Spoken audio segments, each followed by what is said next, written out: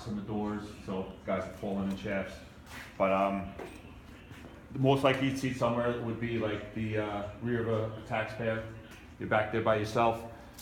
This is notched so that you can see how far you want to get in to get the door. If you could get it around, same way it's beveled for the fork, it's a little beveled for here, so you may have to start at a certain angle, and once you get it going, then you can bring it out once you're wrapping around before your axe goes quick. What is that measurement? Excuse me? What is the measure, like how much? Oh, this is to measure the thickness of the door. The thickness On the of, nut. of the door. Oh, so like, You know, it could be, Yeah, if you get it in that much, then you're gonna know that you're Like a kind of starting to wrap 5/8 or- around the door. okay, I just didn't know like if some guy wanted to mark it, if there was like a specific. Yeah, no, someone just Just measure marked the it width of a to door show, and- yeah, with the width of the Okay. doors. I haven't really seen many people having that. But you may have to start at a bit of an angle because it's the same way. It's, there's a bevel on the fork, there's a bevel on this. You know, you can hit it with this, with your hand. Another option is to go straight in. But if you could get that going in to where you need it, like, I had like, by yourself, you can maybe do one, if it was just a thinner lock, by wriggling down, you know, wiggling up and down and banging it in. And if you could get a good snap on it, sometimes slow pressure isn't as good as just a quick pop, and then it'll get to go. Same way they have like taxpayers, sometimes they'll have the hockey puck locks, and guys will use like a large Stilson wrench and just get up there and just crank it down with, you know, maybe you have a pipe to get the leverage. But if you could get this in enough, maybe you could just do it by yourself with just one quick shot. What we want to show you real quick is if you're doing the, this might be a little high. Your leverage is from how long, you know, like you can even marry up two Halligans, you know, crotch to crotch on the tool. But the other option is if you take this, show you a couple things. Let me do a couple.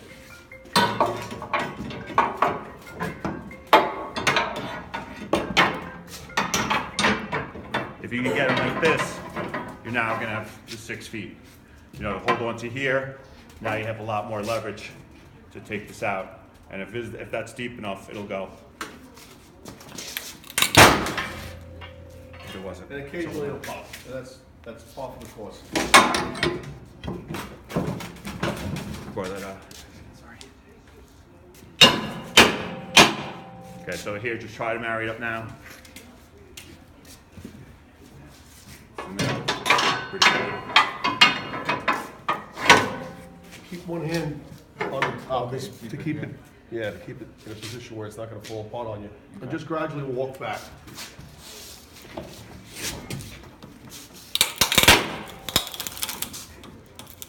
Now while you get to this point, like, if you could clean it up a little bit, there you go, bring it a little deeper so that it really takes its, and you can continue to walk it out. Now just remember where you are, stop right where you are, right? This is something we talked about earlier on in the drill, way in the beginning, about pulling all the leverage in the direction I'm walking, right?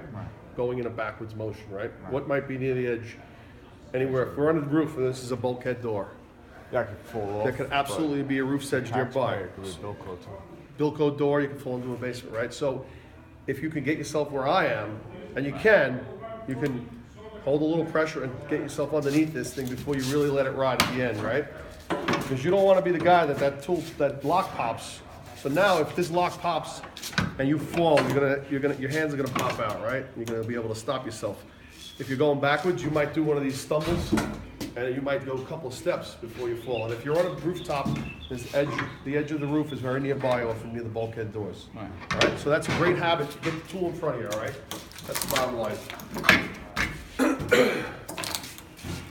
Another thing you could do with the outward opening doors, just to get purchase, if you have, before your axe, if you just set your axe down, kind of like that falling effect from before, if you drive it in with your Halligan, either you could drive it in and crack it to the side, or you can pull it back, but that'll give you a bit of a purchase to then just get, you know, then you can get your Halligan wrapped around.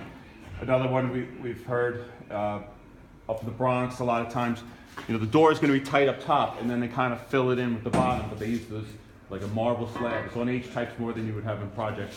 Just smash that, and that's going to give yourself, you know, 1/2 inch or something to just start it, get it going, and then you can work your way up once you get the Halligan hook involved as well. Where's that slab again, Ted? It'll be, what base plate would they call Yeah, it? along the base of the door, you know, you might have that slab where you can come. So the idea is you just want to get a place to get your tool in to take a. So give me a Halligan here for a second. So let's say this was super tight, and a lot of times this could be the hardest part of the outward opening door is the initial purchase.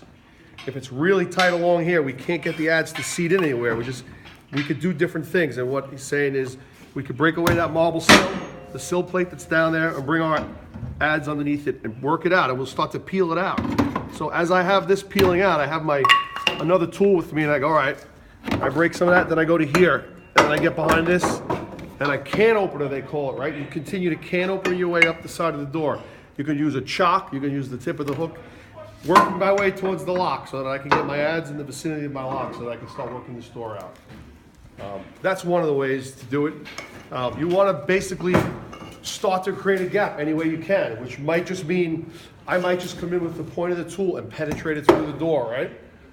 And then come around with it, just spin it, and then bring it out. And that's going to do is it's going to bring this seam, and it's going to open this up, all right?